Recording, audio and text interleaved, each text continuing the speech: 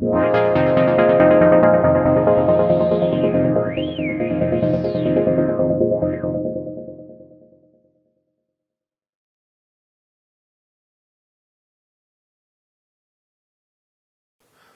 to the course, The Classical Theory of Black Holes. So, the ultimate aim of this course is to introduce you to modern black hole physics. This, of course, is a very ambitious task, and we will need to narrow it down. And we'll narrow it down to the foundations of the black hole physics, which lie in mathematical general relativity. This course is also to address a known gap in the graduate students' curriculum, at least in Moscow State University, because the topics from the foundations of the black hole physics are usually quite scarce. Usually most of the courses on the modern gravity theories and on the GR cover the causal structure, the Penrose diagrams, and a bit of black hole mechanics and black hole thermodynamics. The story, of course, goes deeper, and mathematical GR is not just a foundation. It comes also with its own perspective, with the techniques, and with its own qualitative description that is used in other approaches to the black hole physics.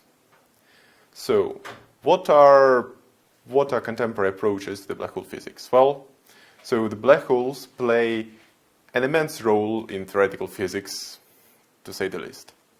They are present anywhere from the string theory, holography, from the celestial holography to astrophysics, and of course to mathematical general relativity. So, in the string theory and holography, in the string theory and holography, mathematical GR is important with its techniques, because, for example, in the usual ADS-CFT correspondence, the black holes correspond to the states of the dual conformal field theory, so the states with quantum entropy, and the gravitational techniques should be dual to the techniques in the dual CFT. Similar story, albeit in a different perspective, goes with the celestial holography, where the study of the asymptotic structure of the asymptotically flat spacetimes allows us to introduce certain big groups of transformations that allow us to make statements about scattering amplitudes and more. In the big field of quantum information and quantum entropy calculations, the black holes play a natural role of a laboratory. And the mathematical GR is present in the qualitative description, because if we say that we study black holes, we need to describe them somehow. And usually it is done by the causal structures, by Penrose diagrams, and by using global definition of the black hole spacetime and of the black hole region. Of course, there is also a number of interesting questions about the spacetime, such as the question of the cosmic censorship, that is, can we actually have naked singularities lying in the that is. There are also a lot of questions about the spacetimes admitting black holes. So, for example, a question of a cosmic censorship conjecture, that is, are naked singularities unprotected by horizon and thus accessible to external observers physically valid, or they're just a mathematical trick and therefore they should be avoided. So all these kinds of questions will be answered in this course. So we will start our course with the introduction to the main topic. So we will start with historical introduction to how the black holes appeared. We will then go into studying the most simple the very first black hole solution that was obtained. We will then introduce the causal structure, the geodesic deviation equation. We will finally make it to the Penrose singularity theorem, which is then the next step to the Penrose diagrams, and finally the definition of the black hole, which is the middle of the course. On the way there, we will also discuss the questions of the initial value problem. That is, if the problem of the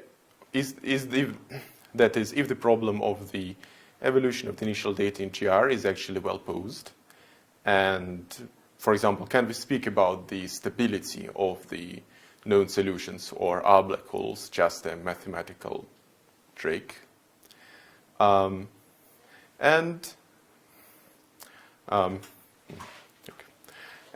after continuing after the black hole definitions, we will start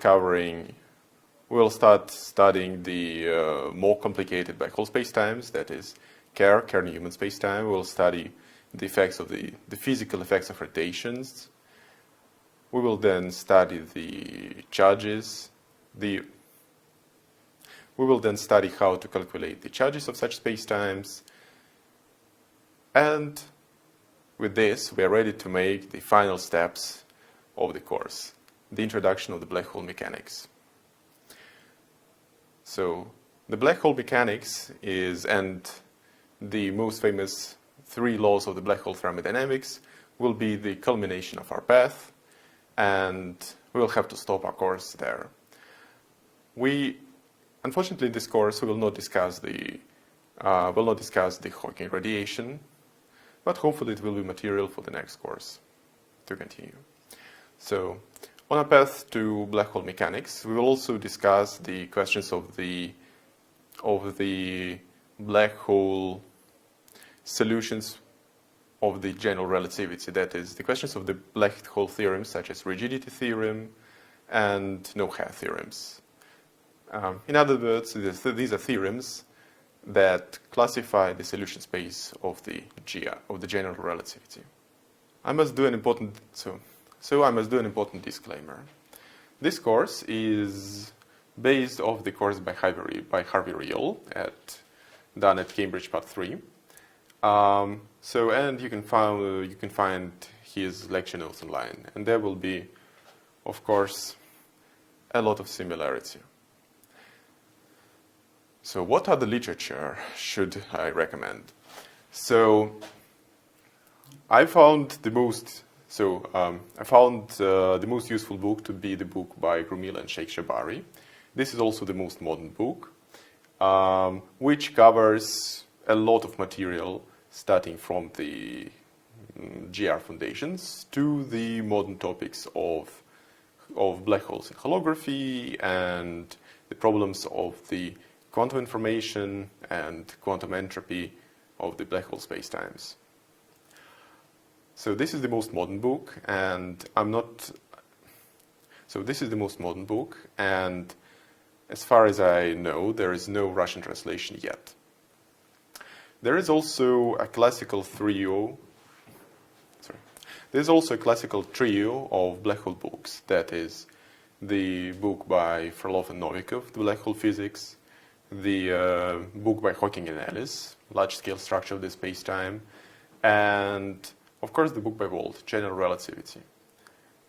The book by Frolov and Novikov was originally written in Russian and later translated into English, and Hawking and Ellis and Wold have Russian translations. Now that we have finished with the references, let's start our first lecture. Our first lecture starts with how the black holes were historically introduced. So, what are the black holes in essence?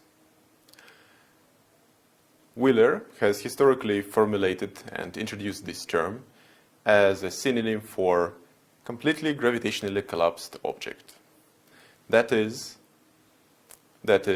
if we consider a star there can be some reaction from the matter that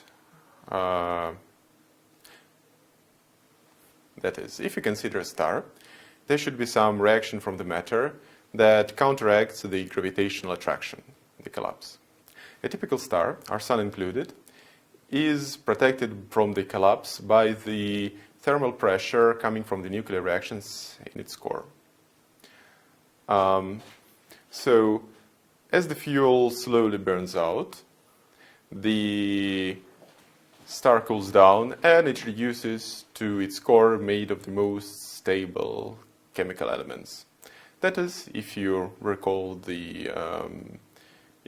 from the atomic physics course, this is the iron and iron-like elements, which do not participate neither in fusion nor in fission reactions. So, effectively, the star cools down, and there is another force of nature that comes to counteract the gravity. So, consider the electrons. The electrons obey the pole exclusion principle, and therefore they apply their own pressure, which is called degeneracy pressure. The force of gravity necessary to So if the degeneracy pressure is sufficient to stop the star from the further collapse, these stars are called the white dwarfs. So our sun will eventually become the white dwarf. The mass, so the strength of gravity is measured. The strength of gravity is measured by the mass of the collapsing object, and so therefore there should be some maximum mass. After which the star would collapse to something other than the white dwarf. So, for the white dwarfs, we are still breaking in the limit of small gravity, and actually the maximum mass can be derived from the Newtonian physics and from the Newtonian gravity. This mass is called the Chandrasekhar mass, and it says that the stars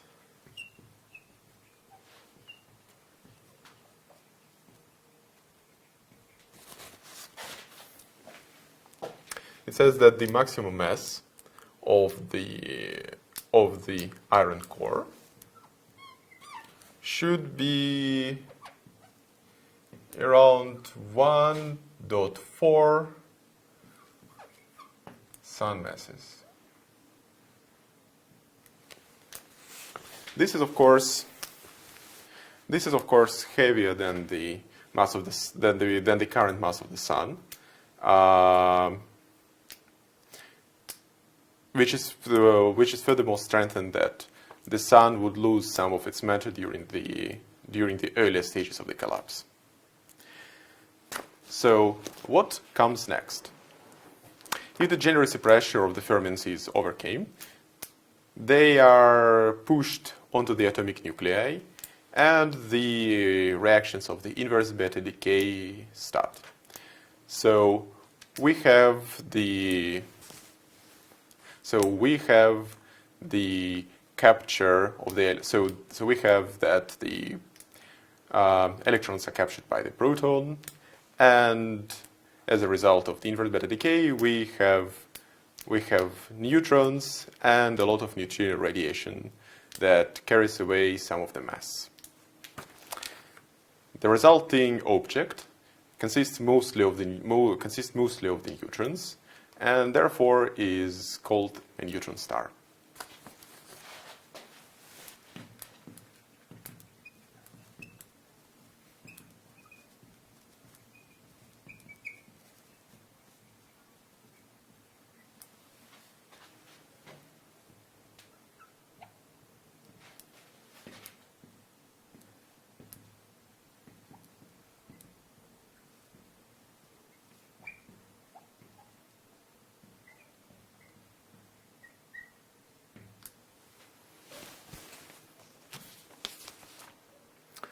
So what happens if you take a sufficiently heavy neutron, a sufficiently heavy star?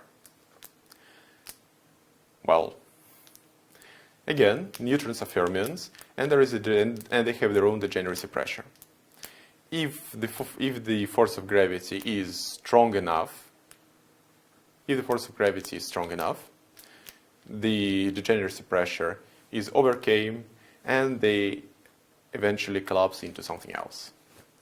The endpoint of collapse is called the completely gravitationally collapsed object, or as Wheeler dubbed it, the black hole. Now, what is the maximum mass of the neutron star? So, now, what is the boundary between the neutron stars and the black holes? This question we will answer in this lecture. Note that we cannot use the Newtonian description here, because if you consider it, the strength of the gravitational potential on the surface of the neutron star will be somewhere around 0.1 in the normalized units of h equals g equals 1, where the Newtonian description is f less than 1.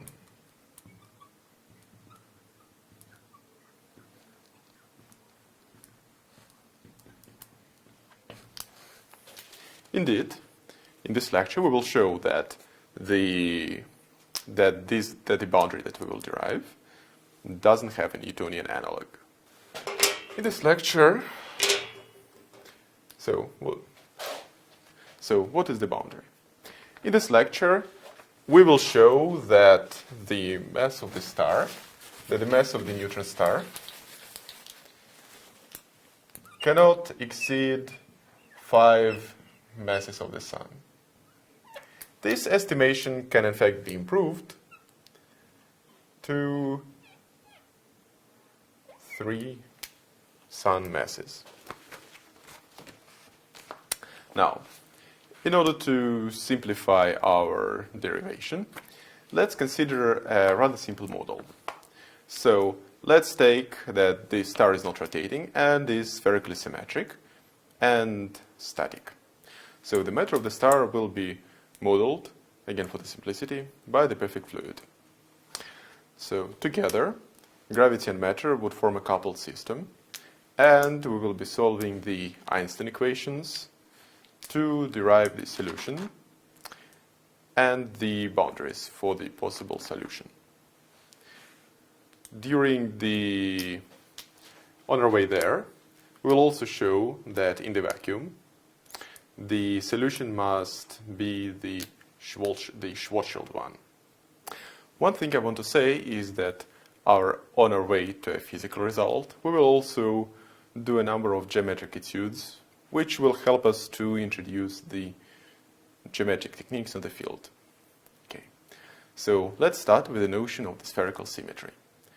What does it mean for the space-time to be spherically symmetric? Well, it actually means that the space-time has the symmetries of the sphere. So consider a metric on a two-dimensional sphere given by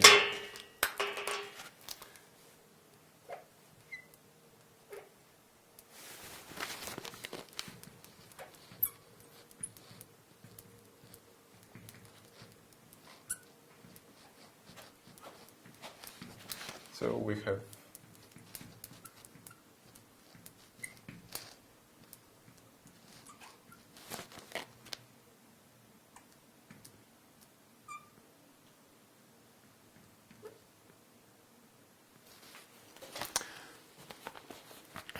the isometry group of a sphere is the special orthogonal group SO3.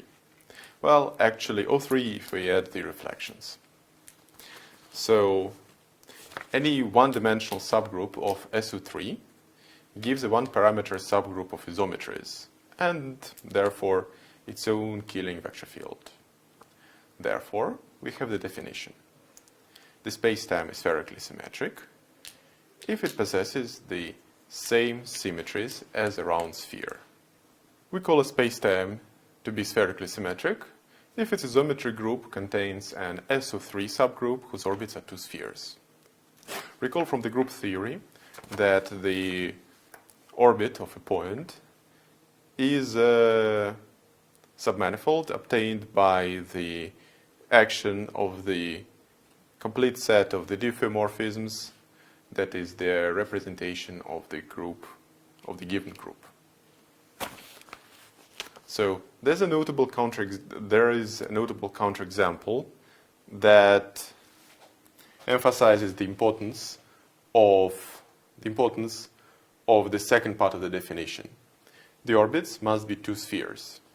We can come with the example when the SO3, the spherical symmetry subgroup, is actually a subgroup of a larger.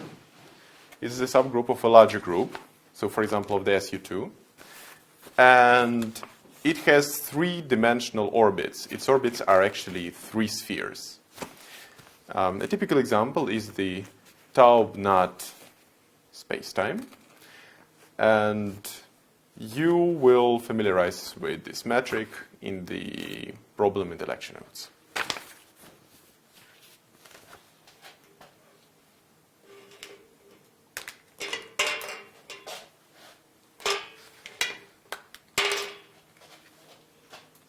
Now, let us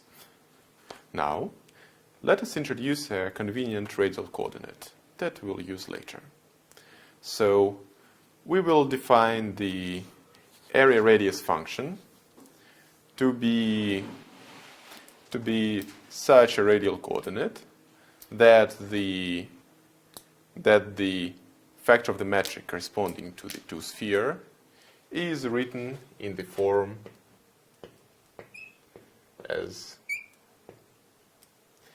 written in a typical Euclidean form.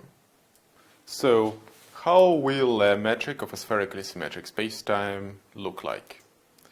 We will consider a four-dimensional spacetime. So, let's introduce a coordinate chart. So let's introduce the coordinate chart for the spherically symmetric spacetimes so that we can then construct the metric. So we naturally have the coordinates on the two sphere, the theta and the phi.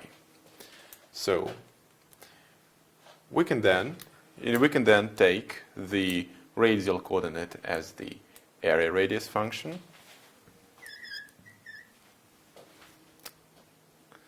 So that we have, so that in total we have a three-dimensional spatial hypersurface. We will denote for simplicity the remaining coordinate by the letter v. Okay, so let us now introduce the coordinate chart so that then we can construct the metric of a spherically symmetric spacetime. We naturally have the coordinates on the two-dimensional spheres, the orbits, and these coordinates are theta and phi. We can introduce the radial coordinate, and it's convenient for us to take it as area radius function. And finally, we have some fourth coordinate, which we, for generality, call v. We did not do any assumptions on it so far. So the general form of the metric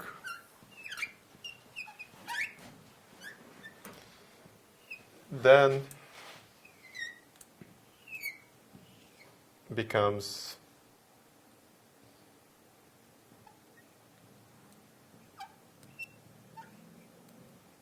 so here I schematically write it as, okay, let's better write it. So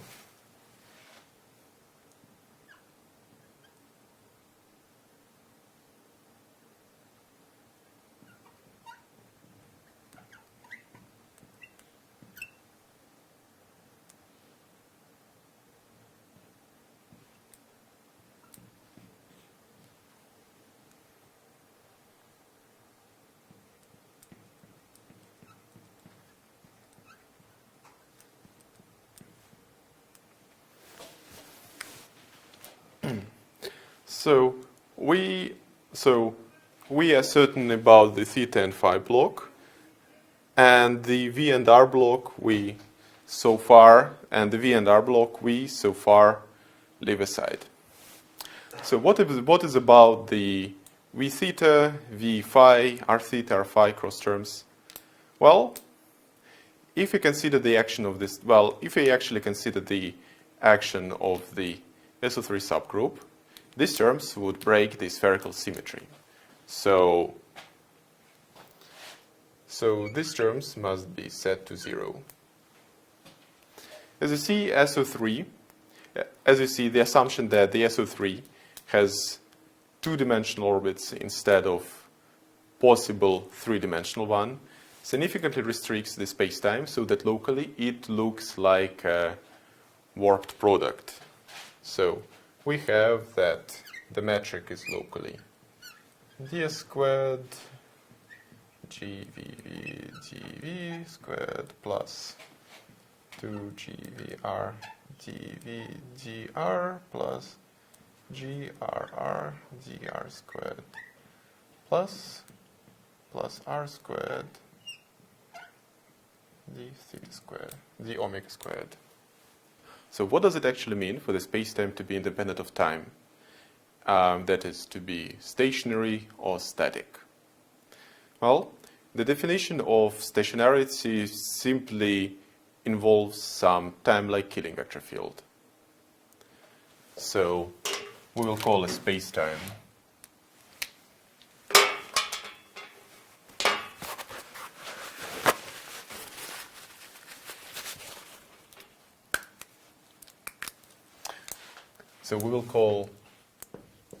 a spacetime to be stationary if it admits a time-like killing vector field.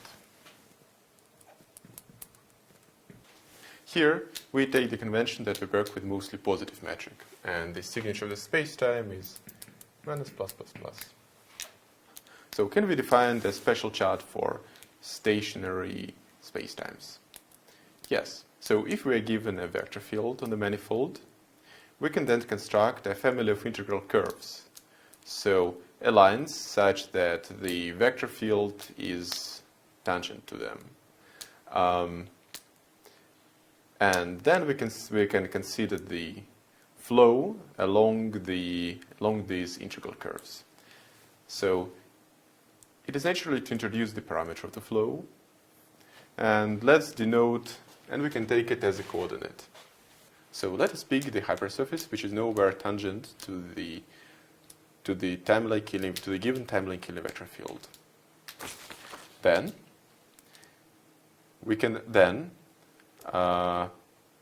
take the coordinate along the time-like killing vector field as a parameter along the integral curves generated by it. So this would give us a chart, and we will then show that the metric components in this chart are naturally independent of the coordinate along the flow, which we will dub the time coordinate. So, in detail, let's say we have sigma hypersurface, which is pierced by the killing vector field Ka. So Ka is nowhere tangent to sigma.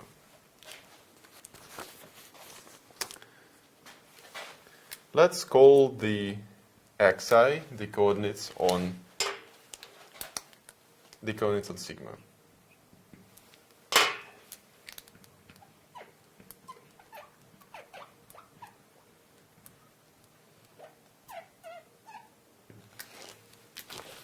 So a point P, So a point P on sigma with the given coordinates xi will be carried by the Killing vector field. Will be carried by the Killing vector field, and the parameter along the flow we will call by the letter T. So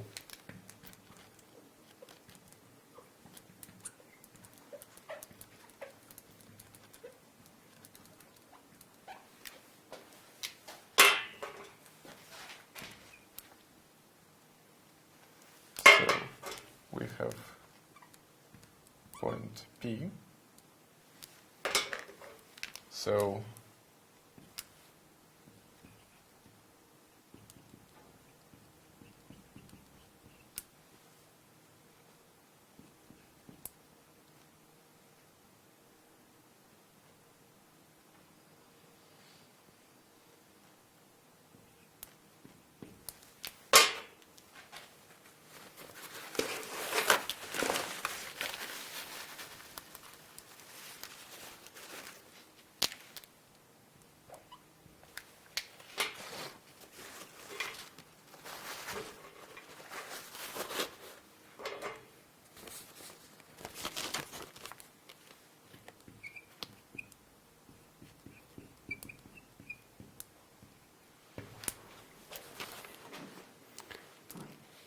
So this gives us the coordinate chart in which the vector field Ka is given by d over dta. Now, since K is a Killing vector field,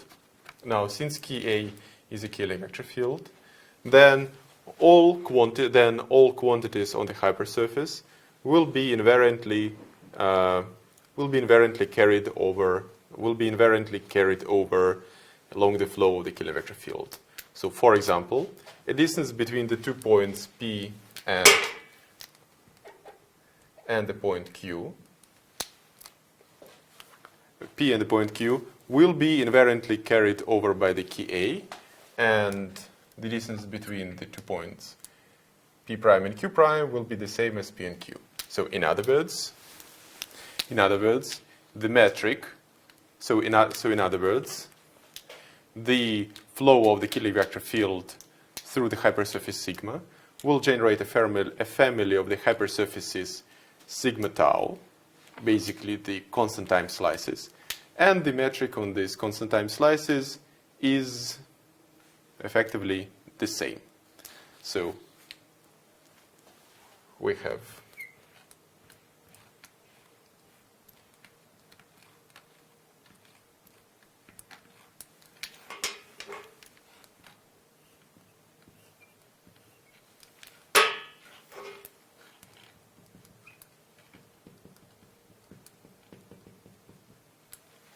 and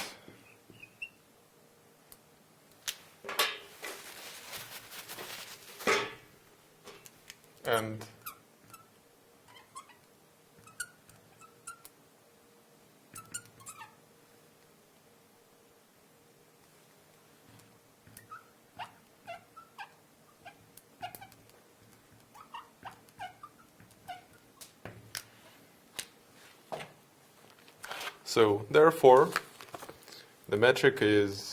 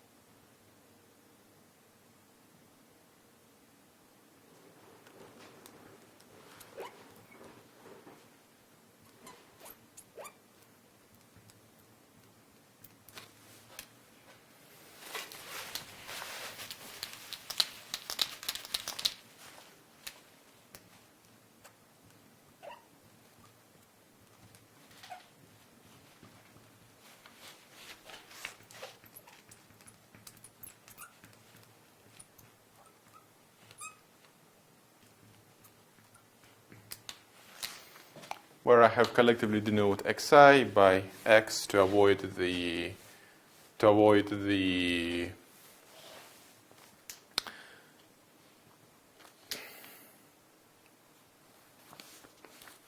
so where I have collectively denote xi by x to avoid the overabuse of the indices.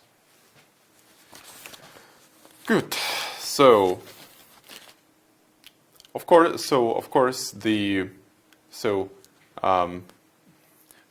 this flow is defined only locally, and in general,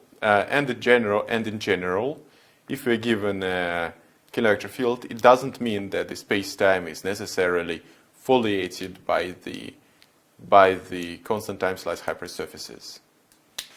This makes the difference between stationary and static spacetime and static spacetimes. So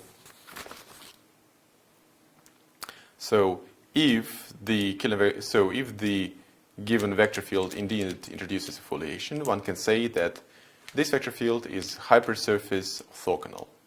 So let us recall a few notions from the differential geometry. So first of all, how do you find a normal to a hypersurface? So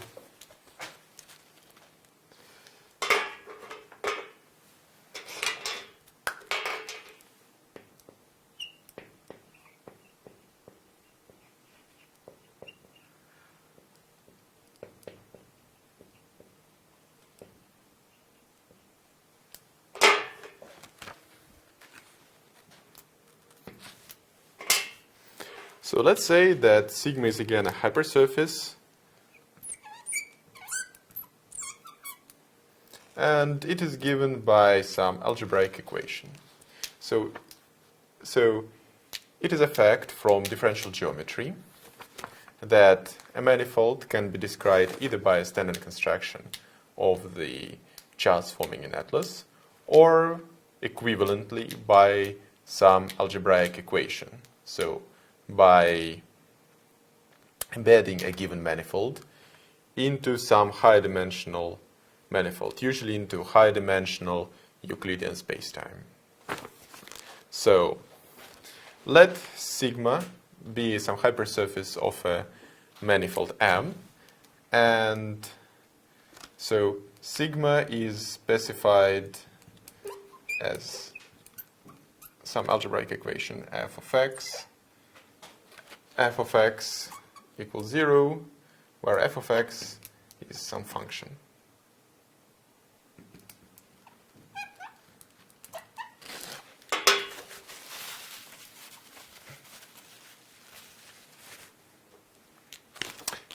So f of x is some smooth function on the manifold. We also wanted to have non-vanishing derivative. On sigma, and because otherwise we are in trouble, and the hypersurface is actually not well defined. So now we claim that df is actually the normal.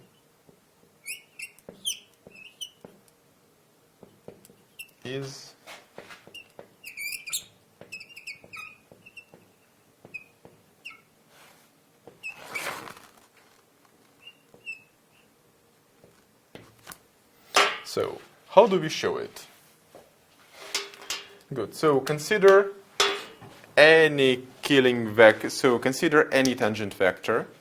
So let's call it TA. T for tangent. To the hypersurface sigma. Then the scalar product, that is df of t, equals, well, the standard fact from the differential geometry. It is the same as t of f, which is nothing but the directional derivative along the vector field. So directional derivative in the direction of vector t mu of the function f. Now, we are taking derivative in the direction of the vector tangent to sigma. But f is zero everywhere on sigma, and therefore this derivative is zero because f does not change between its neighbor, because f is everywhere 0 on sigma and it's everywhere 0 on the neighborhood of a given point on sigma. So this is just 0. Therefore, we have something which is orthogonal to all tangent vectors, and therefore it is the normal.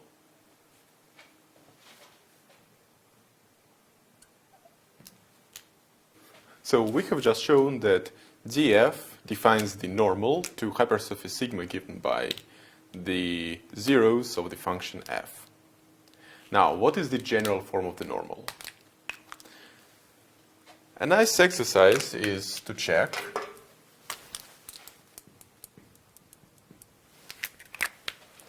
that the general normal is given by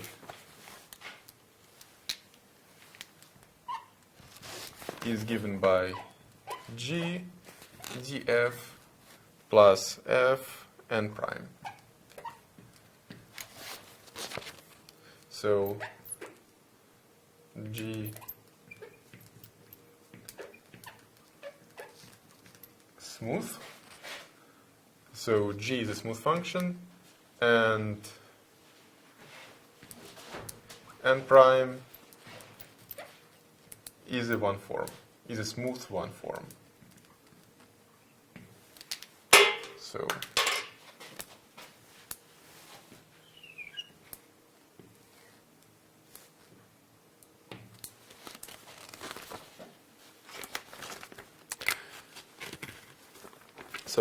how we can formulate it? So let's say that we are given some one form, or equivalently, equivalently of vector field. So these two things are dual by the metric. How can we distinguish when this vector field generates the hypersurface to which it is orthogonal or not? So this condition can in fact be rewritten. So consider the Tn, which is given by dj df plus df n prime plus f d n prime. So on sigma,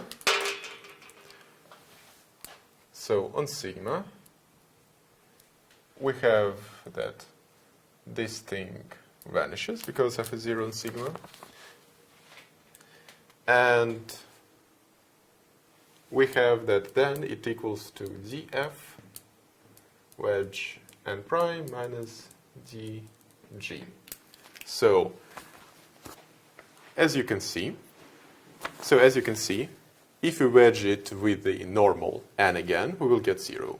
So n dn of sigma equals jtf wedge df wedge n minus dg. So we have df, this is 0, because this is an antisymmetric combination. Good.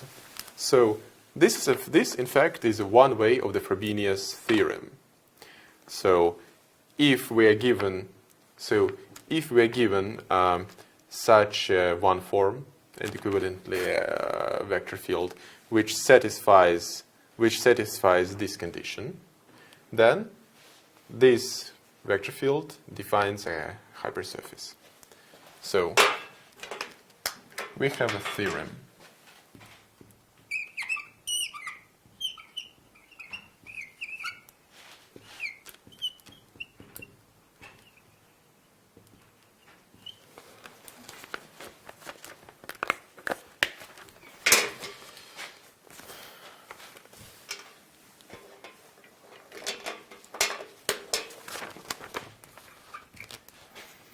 So if n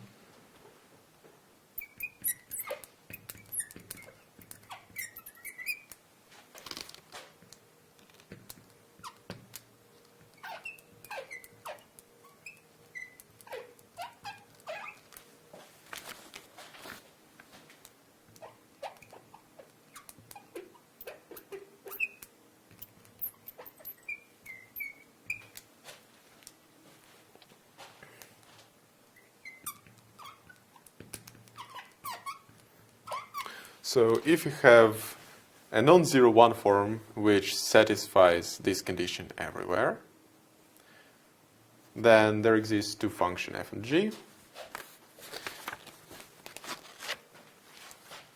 such that n equals JTF and is normal to sigma given by f of x equals 0.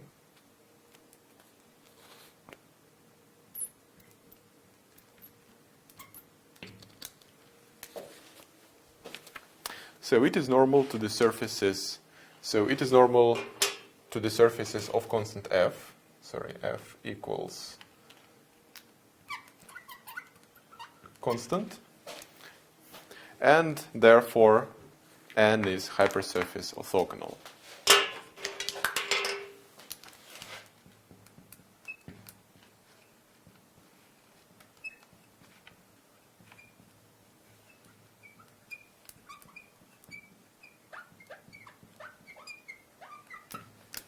Good. So, in total, we have just shown that any normal must satisfy this equation, and vice versa. Any one form satisfying this equation generates a hypersurface. Good. So now we define static. So now back to time independence. We define static spacetimes as spacetimes admitting a time-length Killing-vector field, that is a stationary spacetime where the stationary Killing-vector field is hypersurface orthogonal.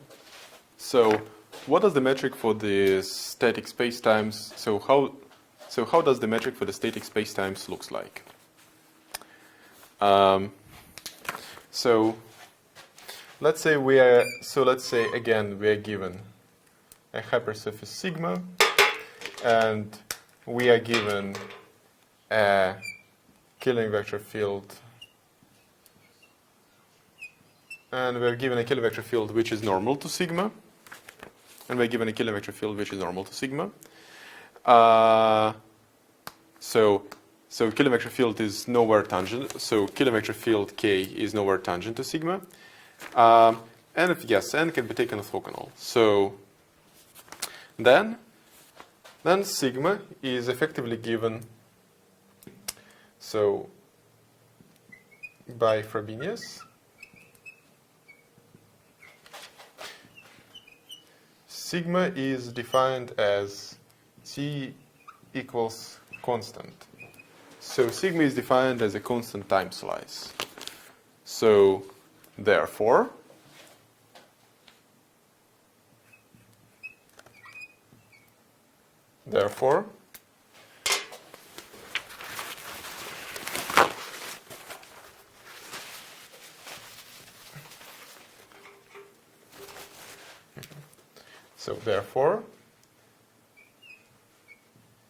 K mu is proportional to dt.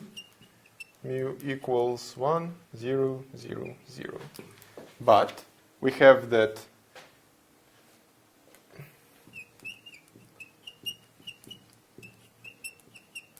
K mu equals d over dt.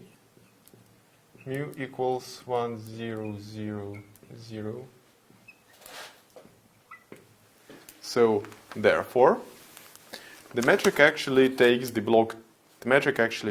block diagonal form, where all cross terms with the time lag coordinate vanishes. So we have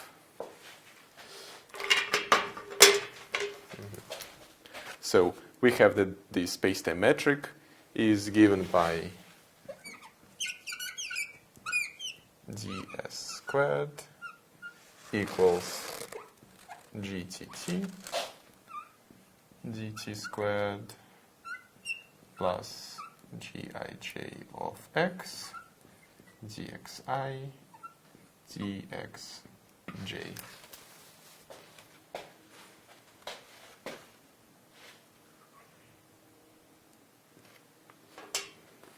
So what is the physical difference between being static and stationary? So consider the rotating black hole. Consider stationary rotating black hole. So the metric is time independent, but the metric, although being time independent in the sense of being stationary, the black hole is rotating with a constant angular velocity, is not entirely independent of time. It depends on the arrow of the time. So if we invert the arrow, the black hole will start rotating in the opposite direction. So this is a typical example of stationary non-static spacetime, which we will then study in further lectures. Good. So now let's put these two things together. So, what is the general form of the four-dimensional metric with spherical symmetry? So, by the definition, it admits the two-dimensional spheres as orbits. So, we have the form omega squared, where r is the area radius function, which in general depends on the other two coordinates. And we have the other two coordinates that are extending from the orbits, and we can call them T and R. So we have the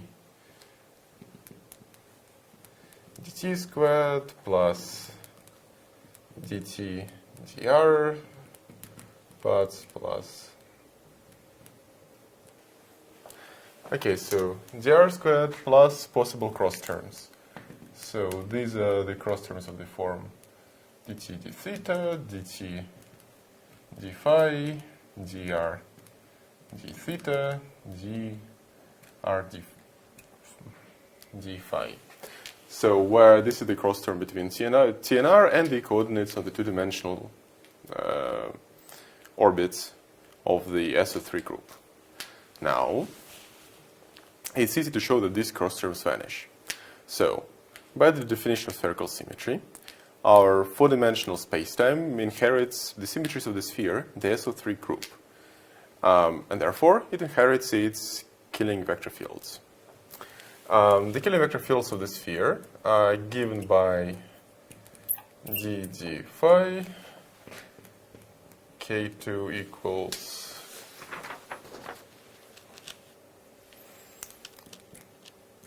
minus cosine phi d theta plus cotangent theta sine phi d phi. K3 equals sine phi d theta plus cotangent theta cosine phi d phi. So, and it is easy to see that under the transformations of K2 and K3, these components will not be invariant.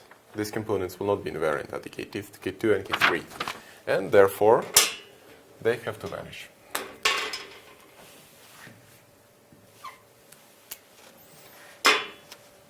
Therefore, the possible Therefore, the local form of the metric of spherically symmetric spacetimes is GTT to GTR, GRR, where all metric functions, GTT, GTR, and GR, are functions of T and R, of the both components T and R. Now, let us add the stationary Killing vector field. So by the definition of stationarity, we have another stationary Killing vector field, which is time-like, and the full group of symmetries is therefore time translations times the SO3. Therefore, using the result from the previous section, all these metric functions are in fact independent of T, of the time. Furthermore, we can pick the radial coordinate to be the area radius function. So GTR dr plus GRR dr squared plus r squared d omega squared, where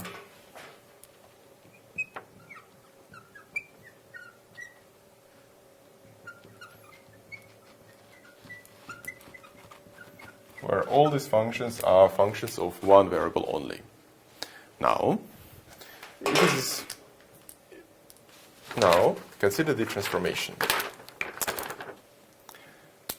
It's a good exercise to show that by appropriate rescaling of the time coordinate, we can always get rid of the GTR term. So,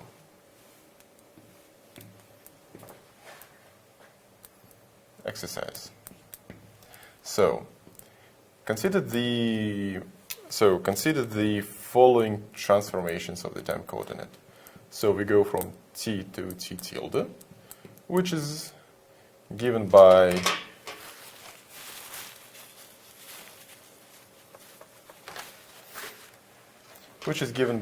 T plus some functions of radius. Under this transformation, we have the Killing vector field d dt tilde. We have the d dt tilde is given by dt over d tilde d dt plus d r d tilde d dr, but this is 0 because under this transformation r goes to r. So this thing equals 0 and this thing equals 1. So this thing is the d dt, and indeed it is our time-like Killing vector field. So now the exercise is to find such f of r such that the metric is now ds squared gtt dt squared plus dr squared plus r squared d omega squared. In other words, this exercise shows that any stationary spherically symmetric spacetime is also automatically static. Okay, now it is convenient for the next section to parameterize the metric functions GTT and GRR in the following way. So we have the interval given by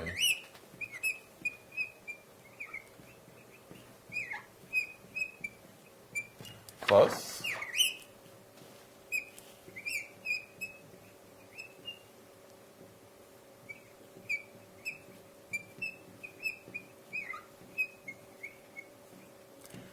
just to emphasize, we have already fixed all possible coordinate freedom. So all the gauge freedom is fixed.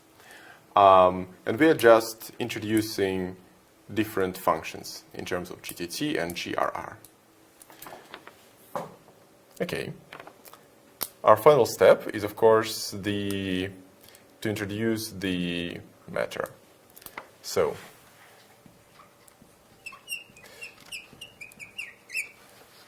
as we say, we will model the spherical, we will model the stellar matter by a perfect fluid. So we have this stress energy tensor given by rho plus p u mu u nu plus p g mu nu. So this is called pressure, and rho is called density. The u mu is the force velocity of the matter, and since we're interested in spherical and actually time-independent configurations, we'll take that the matter is at rest. So u mu equals dx dt, and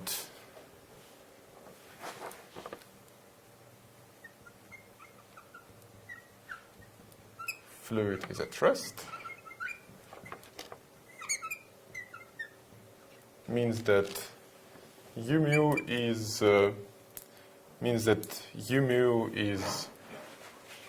directed along the time direction. So we have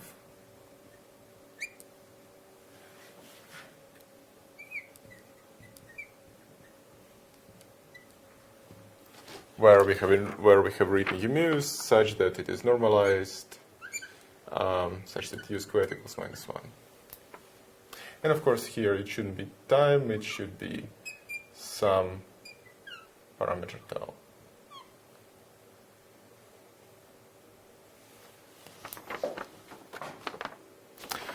The final comment is, of course, that we assume that our solution will have two regions: the interior, where the matter is present, and the exterior, where the matter is absent.